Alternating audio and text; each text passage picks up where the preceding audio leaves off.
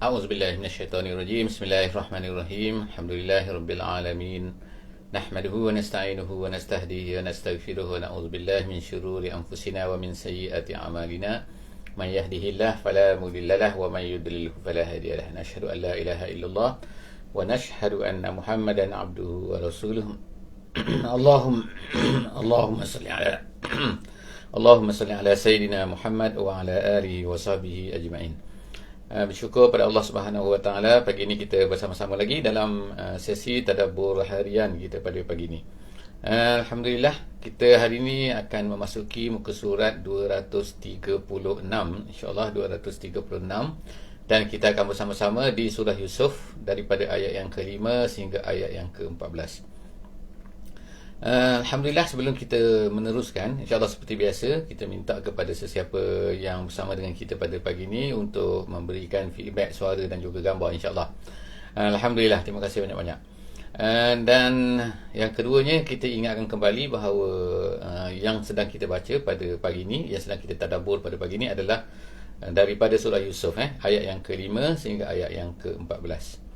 Jadi surah Yusuf ni, sebagaimana kita katakan sebelum daripada ni, kita baru saja masuk muka surat yang kedua daripada surah Yusuf, iaitu surah Yusuf ni adalah merupakan satu surah yang diturunkan oleh Allah Subhanahu Wa Taala kepada Nabi kita, Nabi Muhammad sallallahu alaihi wasallam.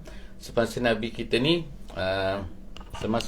ni berada di selepas daripada zaman kesedihan, suasana kesedihan, iaitu kesedihan baginda kerana kematian bapa saudaranya iaitu Abu Talib, dan juga selepas daripada kematian isteri baginda yang tercinta iaitu Khadijah binti Khuwailid. Jadi ianya berlaku pada tahun yang sama, hampir waktu yang sama, iaitu pada tahun yang ke-10 kenabian Nabi sallallahu alaihi wasallam.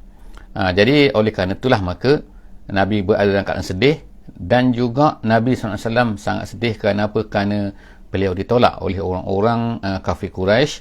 Dakwah yang baginda bawa selama 10 tahun ditolak oleh orang-orang Quraisy. Jadi insya-Allah suasana beginilah maka Allah Subhanahu Wa Taala telah menurunkan banyak surah-surah. Antaranya ialah sebelum daripada ini kita telah baca surah Yunus, dan juga kita telah baca surah Hud, dan begitu sekarang ni kita baca surah Yusuf. Dan suatu yang istimewa dalam surah Yusuf ni ialah dia hanya menceritakan kisah seorang Nabi saja, iaitu kisah Nabi Yusuf. Dan juga sebab turunnya sebagaimana kita telah ceritakan, iaitu ada beberapa riwayat, antaranya ialah mengatakan bahawa orang-orang Yahudi daripada Madinah yang selalu datang berjumpa dengan pembesar-pembesar Quraisy ni di Makkah, mereka ni apabila mereka tahu bahawa Muhammad ni membawa satu agama baru, jadi mereka minta kepada orang Quraisy supaya bertanya kepada Muhammad ni, apa cerita tentang Bani Israel yang berada, bagaimana Bani Israel ini boleh pergi ke Mesir, dan kemudian bagaimana mereka ni boleh keluar dan sebagainya. Jadi turunlah surah Yusuf ini, dan kemudian turun juga selepas tu surah Toha. Jadi insya-Allah kita akan baca insya-Allah kisah Nabi Yusuf yang Allah Taala sebutkan sebelum daripada ni, iaitu ahsanul qasas, iaitu kisah yang terbaik yang Allah Ta'ala ceritakan dalam Al-Quran. Jadi kisah yang terbaik, kita bermula dengan kisah Nabi Yusuf AS, merupakan anak kepada Nabi Yaqub AS semasa beliau masih kecil. Jadi kita telah baca sebelum ini bahawa Nabi Yusuf telah bermimpi, dan lalu diceritakan mimpi itu kepada ayahnya. Suasana iaitu Nabi Yusuf menceritakan mimpinya kepada ayahnya adalah merupakan satu gambaran yang boleh kita buat bahawa betapa rapatnya hubungan di antara Nabi Yusuf dengan Nabi Yaqub AS, ayah. Jadi maknanya seorang ayah tu yang sangat sayang kepada anak dia, sangat rapat dengan anak dia, sehingga kalau kita tengok dalam cerita ni, dia tidak ceritakan bahawa diceritakan kepada ibunya. Nabi Yusuf tak ceritakan kepada mak dia, bermakna seolah sangat menunjukkan rapatnya. Sebab biasanya kita akan dapati, biasanya jarang seorang anak ni rapat dengan ayahnya kan. Tapi di sini adalah gambaran yang menunjukkan bahawa kehebatan tarbiyah hasil daripada apa yang dilakukan oleh Nabi Yusuf terhadap anak-anak dia. Jadi kita tengok dia ada 12 orang anak. Salah seorangnya ialah Nabi Yusuf alaihissalam, dan juga seorang lagi adalah Benyamin, yang merupakan satu ayah satu ibu dengan Nabi Yusuf, iaitu Benyamin. Yang lain tu adalah merupakan ibu yang lain. Jadi insya-Allah kita akan baca. A'udzubillahi minasyaitonirrajim. Bismillahirrahmanirrahim. قال يا بني لا تقصص رؤياك على إخوتك فيكيدوا لك كيدا إن الشيطان للإنسان عدو مبين. صدق الله العظيم. Sekarang kita sampai kepada pesanan Nabi Yaqub alaihi salam kepada anak dia Nabi Yusuf. Jadi dia kata qala ya bunayya. Kita tengok sini panggilan yang digunakan oleh Nabi Yaqub kepada Nabi Yusuf ialah ya bunayya. Satu panggilan manja, satu panggilan sayang. Ya bunayya, wahai anak kesayanganku. Kalau anak biasa ya beni itu maknanya wahai anakku. Itu panggilan biasa. Tapi bila ya bunayya, ya abati, sebagaimana disebutkan sebelum daripada ni kita baca kan, ya abati maknanya wahai ayahku. Ya bunayya, dia kata wahai anak kesayanganku. La taksus, jangan kamu ceritakan ru'yaka, mimpi kamu ini ala ikhwatika, kepada saudara-saudara kamu yang lain tu, yang 10 orang tu. Kerana apa? Nabi Yaqub alaihi salam terus menceritakan kenapa, alasan, reason kenapa dia kata jangan cerita ni. Kenapa? Kerana fayakidu laka kaida, mereka nanti akan buat plan. Yakidu ni kita ada dalam bahasa Arabnya, dia ada makar, wa makaru ma makarallah, gitu kan. Jadi ada perkataan kaidun. Jadi kaidun yakidu. Jadi dalam ayat ni digunakan perkataan yakidu. Biasanya yakidu ni ialah dia boleh jadi satu perancangan yang baik ataupun yang tak baik. Gitu kan. Tapi kalau makrun tu ialah perancangan nak buat satu benda yang azab dan sebagainya lah kan. Itu makar. Satu benda yang biasanya adalah satu benda yang tidak baik untuk orang tu. Gitu. Jadi yakidu itu dari segi bahasa Arab kan. Jadi Allah Subhanahu Wa Taala sebut sini Nabi Yaqub berkata kepada Yusuf, dia kata fayakidu, nanti takut abang-abang kamu ni, mereka ni abang-abang sebab mereka ni lebih besar kan, fayakidu laka terhadap kamu kaida, nanti mereka akan buat plan apa-apa ni sebab mereka ni faham bila kamu cerita macam tu. Kalau kamu mimpi tu nampak tu 12 bintang, 11 bintang, dan kemudian selepas daripada tu matahari, mereka ni boleh tahu dah ni apa maksud dia ni. Mereka boleh jangka lah. Jadi sebab itulah Nabi Yaqub kata jangan cerita kepada abang-abang kamu tu. Inna syaitana lil insan aduwwum mubin. Kerana syaitan ini, dia ni memang musuh yang nyata. Memang dia akan gunakan kesempatan ini. Aduwwun mubin, musuh yang zahirul adawah. Mubin tu makna sangat-sangat memang jelas kan. Dia ni musuh kepada manusia, syaitan tu. Kemudian wa kadzalik, Allah Ta'ala kata wa kadzalik. Wa kadzalik ni maksudnya dan demikian itulah. Jadi ikut makna yang diberikan oleh ahli-ahli tafsir, dia kata ialah kerana kesempurnaan inilah yajtabika Allah Ta'ala memilih kamu. Jadi di sini adalah dikatakan ini adalah kata-kata Nabi Yaqub alaihi salam kepada anak dia. Allah Ta'ala nak pilih kamu, Rabbuka, Tuhan kamu, wa yu'allimuka min ta'wilil ahadis. Dan Allah Ta'ala nak mengajar kamu, wahai anakku, ta'wilil ahadis. Ta'wilil ahadis maknanya ialah ta'wil ni maknanya ialah membuat satu pentakwilan, iaitu memberikan makna kepada sesuatu perkara tu dengan satu makna yang lain. Kamu nampak macam ni, dia ada makna ni. Jadi dalam ayat ni disebutkan bahawa Nabi Yaqub berkata kepada anak dia, nanti Allah Ta'ala akan mengajarkan kepada kamu ta'wil ahadis. Ahadis maknanya kata-kata makna dia. Kenapa dia gunakan kata-kata? Kerana dikatakan bukan hanya mimpi saja, dia lebih daripada itu lagi.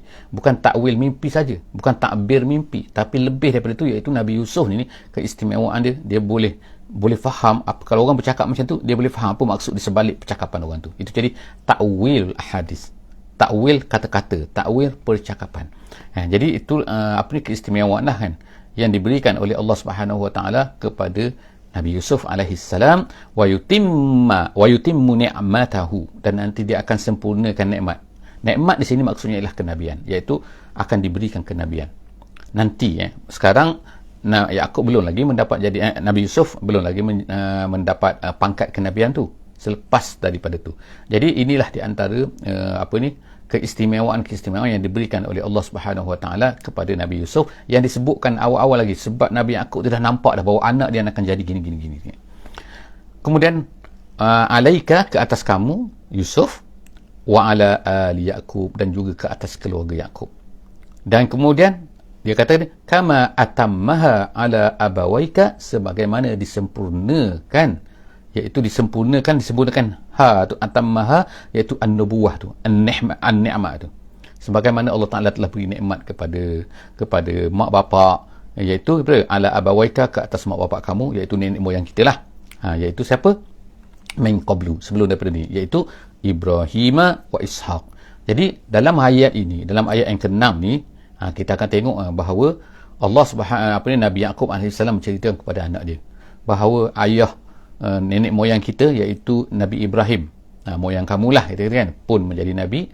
Kemudian Nabi Ishaq, itu moyang kamu juga, telah menjadi nabi. Aku telah menjadi nabi, dan kamu pun Allah Ta'ala nak jadikan sebagai nabi. Jadi kita tengok kan, inilah nasab yang paling hebat lah, iaitu apa? Kerana 4 orang anak kan, anak terus semua menjadi nabi. 4 orang kan, daripada Nabi Ibrahim AS, kemudian Nabi Ishaq, kemudian Nabi Yaqub, kemudian Nabi Yusuf AS. Jadi ini disebutkan oleh Nabi Yaqub awal-awal lagi kepada anak dia tu. Kemudian seterusnya dia kata ialah inna rabbaka alimun hakim. Allah Subhanahu wa taala, Tuhan kamu ini alimun, sangat tahu kenapa dia pilih ini, kenapa dia pilih kamu, kenapa dia jadikan kamu ni hakim. Dalam apa-apa ketetapan Allah Subhanahu Wa Taala, semuanya hakim, semuanya mempunyai hikmahnya, hikmah dalam tadbirnya, sebagaimana kata tafsir kan. Jadi maknanya apa-apa yang Allah Taala tetapkan, Allah Taala susun, itu adalah mempunyai kebaikannya. Seterusnya kita akan tengok selepas daripada itu ialah iaitu ayat yang ke-7. Ayat yang ke-7 Allah Taala kata laqad kana fi Yusuf, sesungguhnya pada Yusuf, pada kisah Nabi Yusuf, iaitu pada Yusuf itu mana, pada kisah Nabi Yusuf, wa ikhwatihi, dan juga adik-beradiknya. Adik-beradiknya itulah yang sebelah orang lagi tu, ayatul lisailin. Ayatun maksudnya ada mempunyai ibrah. Ayatun situ maksudnya ibrah, pengajaran, lisailin, bagi orang yang bertanya tentang khabar mereka. Dikatakan itu ialah maksudnya orang Yahudi situ kan. Sebab orang Yahudi tu sibuk suruh bertanya. Jadi sekarang dia menjadi ibrah. Sepatutnya yang penting tu, kalau kita tengok dalam cerita ni kan, cerita seluruh kisah Nabi Yusuf ini, yang disebutkan namanya hanyalah 2 orang saja, iaitu yang pertamanya Nabi Yaqub, dan yang keduanya Nabi Yusuf. Adik-beradik yang lain, Benyamin ke tak Benyamin ke, semua tu tak diceritakan nama dia. Jadi kita boleh faham situ, iaitu Allah Subhanahu Wa Taala apabila dia menyebutkan bahawa benda tu penting, bila tak sebutkan benda-benda tu tak penting. Jadi bagi kita, maknanya kebanyakan daripada cerita-cerita dalam Quran ni, kita akan tengokkan bahawa jarang Allah Ta'ala menyebutkan nama-nama, tetapi Allah Ta'ala kadang-kadang saja menyebutkan nama-nama. Jadi maknanya apa? Nama bukanlah satu perkara yang penting, tapi pengajaran tu yang penting. Ayatun lisailin, bagi orang yang bertanya. Sibuk sangat nak tanya orang Yahudi kan, ni sekarang nak ceritakan. Jadi sepatutnya menjadi tanda dah, menjadi ibrah je kepada orang yang bertanya ni, iaitu bahawa Nabi Muhammad ni adalah betul daripada Allah Subhanahu Wa Taala, bukannya dia ni pandai-pandai kan. Tengok kau tak mana nak tahu.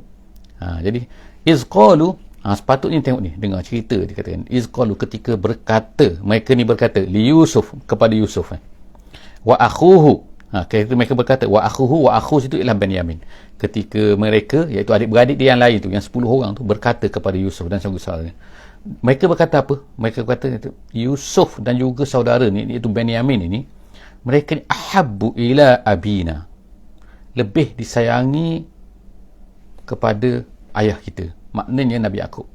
Jadi mereka sekarang menuduhlah Nabi Yaqub ni.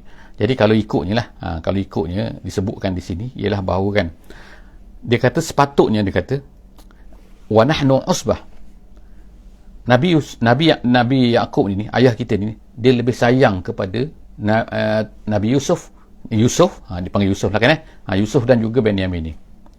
Sedangkan kita ni ramai, kita ni 10, itu 2 saja. Tapi kenapa yang itu 2 lebih disayangi daripada kita semua?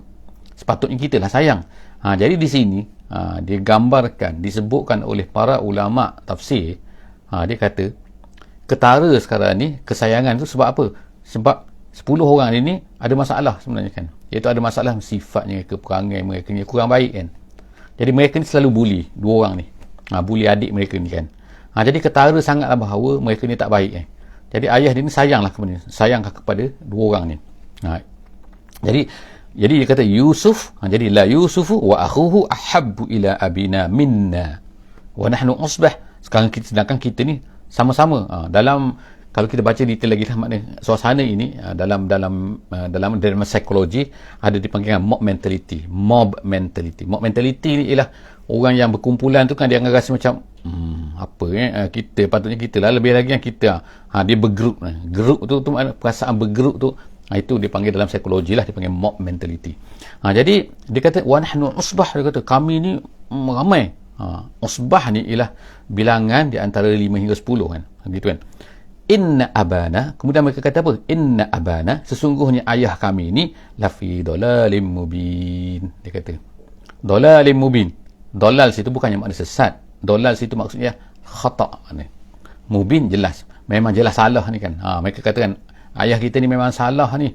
Jadi kita tengok kat sini, bermulalah kita nampak kan. Kita nampak bahawa macam mana adik-beradik Nabi Yusuf ni, walaupun mereka ni anak seorang Nabi, tetapi Allah SWT tunjukkan juga kan bahawa dalam tarbiyah ni kan, tarbiyah anak-anak ni tak semestinya, maknanya kadang-kadang tanggungjawab dilaksanakan oleh ayah-ayah untuk mendidik anaknya, tapi tak semestinya. Kadang-kadang anak ni akan menjadi hebat seperti ayah dia dan sebagainya. Kadang-kadang ada masalah-masalahnya kan, walaupun tak jauh. Tapi ada juga seperti kisah anak Nabi Nuh yang kita baca sebelum daripada ni. Anak Nabi Nuh langsung tak nak beriman. Jadi adakah Nabi Nuh ni tidak mendidik anak dia? Tidak kan.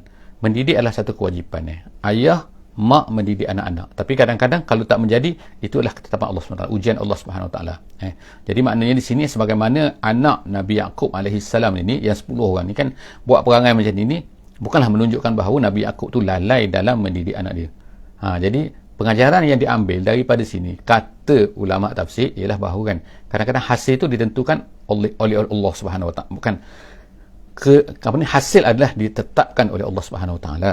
Kita ni hanya mampu berusaha saja sebagai mak bapak dan sebagainya kan. Jadi sebab itulah di sini ceritanya bahawa anak dia tengok anak-anak Nabi Yaqub alaihissalam tak berperangai, iaitu dengan mob mentality dia tu kan. Kita ni ramai, takkan kita salah gitu kan.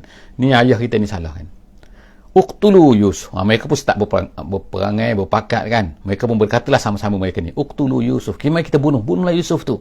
Dia kata, awitrahuhu ardon. Ataupun mari kita campak dia. Dia kata campaklah dia. Ardon ni maknanya di satu tempat yang jauh, maksud dia. Ardon. Kalau ikutnya maknanya bumi kan. Tapi maknanya bumi maknanya satu tempat yang jauh daripada pandangan ayah kita ni. Yakhlu lakum wajhu abikum. Yakhlu ni ialah daripada makna perkataan, kalau kita kata khalwat tu makna bersendiri kan, menyembunyi ataupun lari daripada orang ramai, itu khalwat. Jadi yakhlu lakum wajhu abikum, maknanya nanti perhatian ayah kita akan terpupu pada kita saja. Sebab apa? Dia ni tak ada, Yusuf dah tak ada. Bila Yusuf tak ada, dia akan pada kita lah. Itu nama dia. Kalau dalam psikologi pun ada lagi tu, dipanggil twisted love. Dipanggil twisted love ni maknanya berpalinglah cinta. Sebab apa ni dah tak ada, dia akan pergi cinta ke sini. Sebab cinta tu akan ada. Itu cara kan.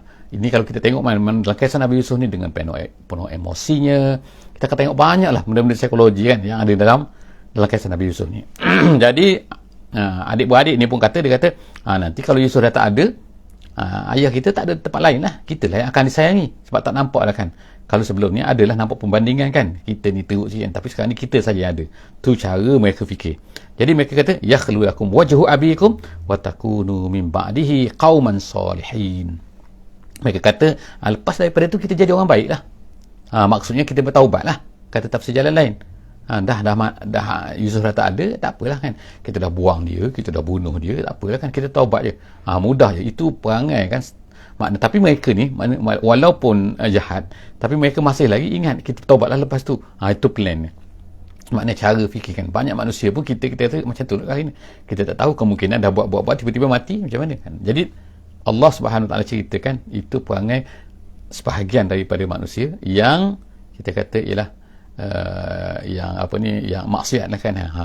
Dia kata kita buat maksiat, lepas tu kita bertaubat. Itulah sama kan. Wa takunu min ba'dihi qauman salihin. Selepas kita bunuh dia, selepas kita campak dia, tak apalah, kita jadi orang baik, iaitu kita bertaubat kepada Allah Subhanahu Wa Taala. Seterusnya ayat yang ke-10, kita tengok inilah, ialah Allah Subhanahu Wa Taala pun sebutlah qala qailum minhum. Qailum makna seorang daripada mereka. Allah Taala tak sebutkan nama kan, siapakah mereka ni. Tetapi ada yang kata, dalam tafsir kata nama dia ialah Yahuza. Yahuza, iaitu abang, yang paling abang sekali. Sebab biasanya ialah yang paling abang sekali, yang paling tua sekali, dia ni kata-kata dia diikutilah. Jadi salah seorang daripada mereka, Allah Ta'ala kata, telah berkata, la taqtulu Yusuf, jangan bunuhlah Yusuf kan. Sebab bunuh ni satu perkara yang besar lah bagi dia kan. Kita, target kita ialah kita nak jauhkan pandangan ayah kita ni, bukan kita nak apa. Jadi jangan bunuhlah dia. La taqtulu Yusuf, dia kata jangan bunuh Yusuf. Wa alquhu fi ghayabatil jub, tapi kita campakkan dia ke dalam ghayabatil jub. Dalam bahasa Arab jub ni maknanya ialah perigi. Tapi ada beza, ada satu lagi perkataan bahasa Arab bi'run. Bi'run ni perigi juga, telaga juga kan, well kan. Jadi ada benda bi'run, ada satu lagi jub. Jub ni ialah perigi yang tak ada tepi tu. Kalau bi'run tu yang ada tepi tu, yang ada tepi yang tinggi tu kan, tempat nak takut tak orang jatuh kan. Jadi kalau jub ni yang tak ada tu. Biasanya ghayabatul jub ni maksudnya ialah yang jauh daripada orang, ataupun yang kata ialah perigi yang gelap. Gelap ni makna jauh daripada tempat orang biasa, bukan tempat kampung, tapi tempat yang jauh daripada pasir macam tu kan, tempat orang laluan. Biasanya kan, bukan tempat di kampung. Kalau di kampung tu dia tak panggil ghayabatul jub. Jadi kata abang sekali ni, dia kata wa alquhu fi ghayabatul jub, kita campakkan dia jauh di dalam telaga yang jauh daripada orang.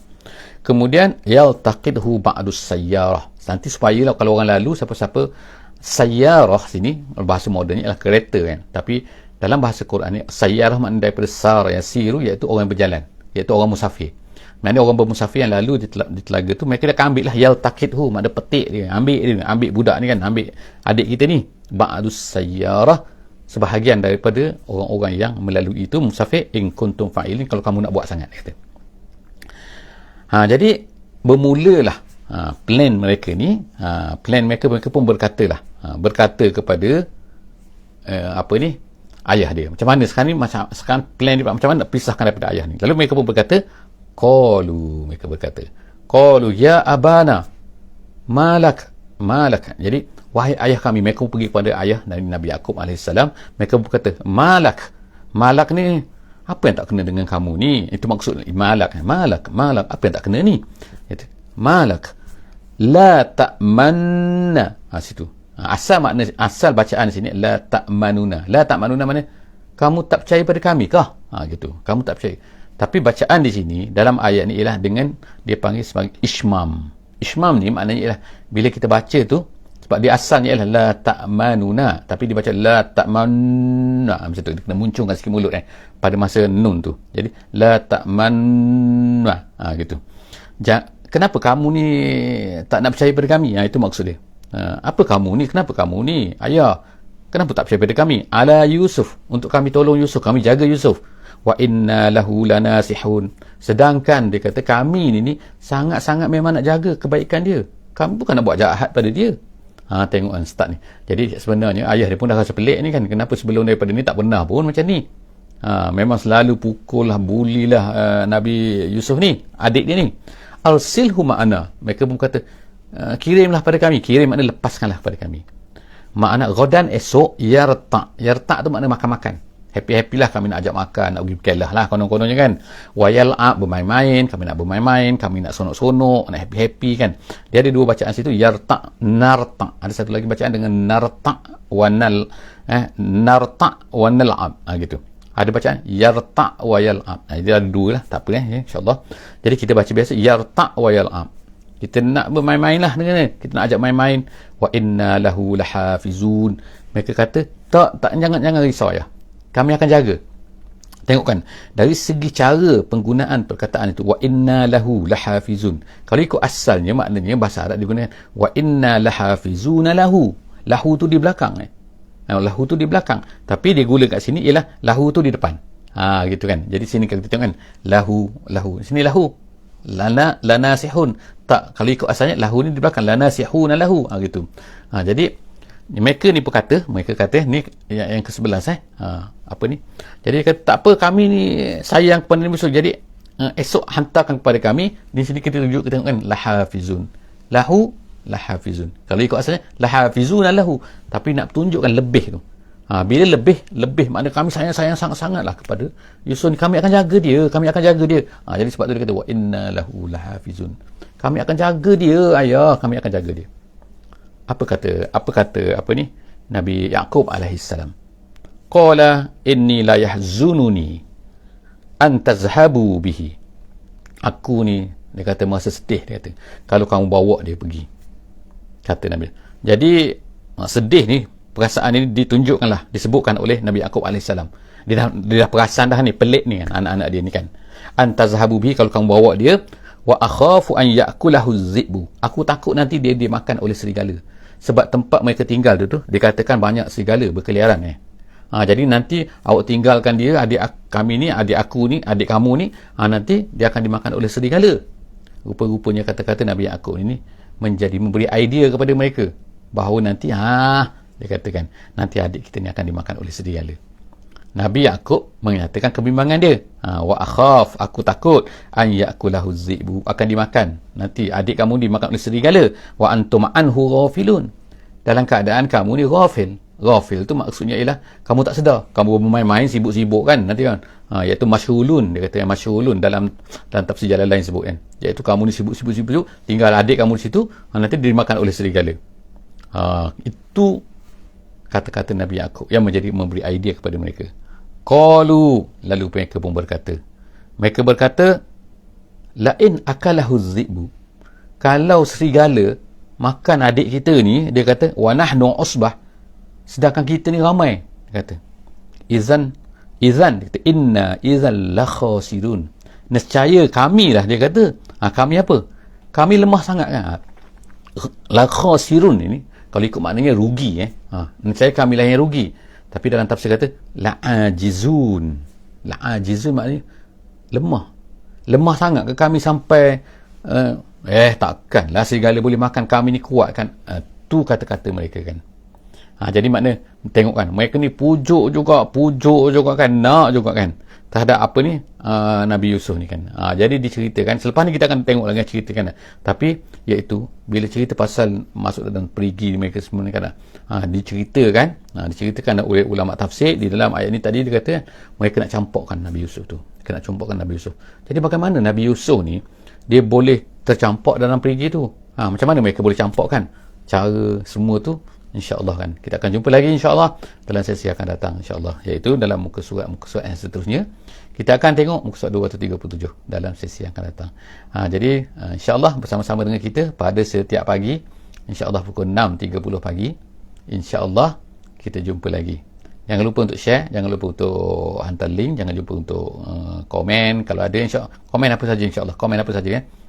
Dan jangan lupa untuk follow dengan like, insya-Allah subscribe insya-Allah. Jumpa lagi dalam sesi Tadabbur Harian, setiap hari satu muka surat Al-Quran. Dan jangan lupa insya-Allah bersedia dengan mushaf masing-masing untuk kita bersama-sama. Wallahu a'lam bissawab. Aqul qouli hadza wa astaghfirullahal azim li wa lakum. Wassalamualaikum warahmatullahi wabarakatuh. Bismillahirrahmanirrahim. Wal 'asri innal insana lafi khusr illa allazina amanu wa 'amilus solihat wa tawasaw bil haqqi wa tawasaw bis sabr.